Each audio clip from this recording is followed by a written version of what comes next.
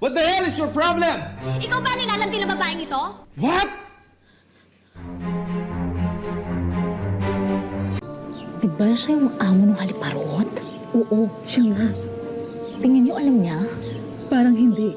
Naku, kawawa naman siya. Hoy, teka, saan ka pupunta?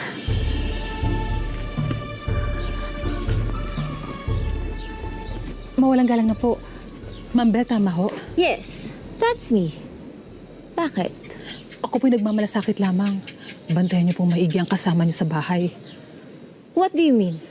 Basta po, ingatan niyo po at bantayan. Baka po kasi inaahas na po ang asawa ninyo. Ahas? Hindi niyo po ba naririnig ang usap-usapan?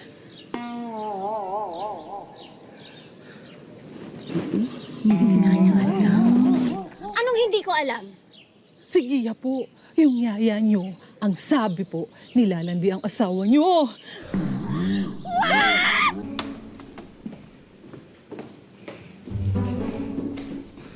Kaninang umaga pinabayaan mo si Alejandro. Ngayon naman nakikigulo ka doon sa mga kasambahay sa kapitbahay.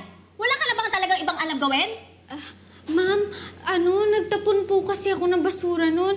Tapos biglang dumating si Dax, sumunod si Justin, tapos nagkagulo na. Regardless, dapat hindi ka nakikigulo. At saka bakit matapon ka ng tapon ng basura? Dati ka bang basurera? Oh, ano nangyayari dito? Kayo na naman na nagkakagulo? Itanong mo sa babaeng malambing to. Bel, ano bang problema mo? Gia didn't take part of that mess. Bakit bang init ng ulo mo? Ako pa ngayon na mainit ang ulo, ha? What the hell is your problem? Ikaw ba nilalandi na babaeng ito? What?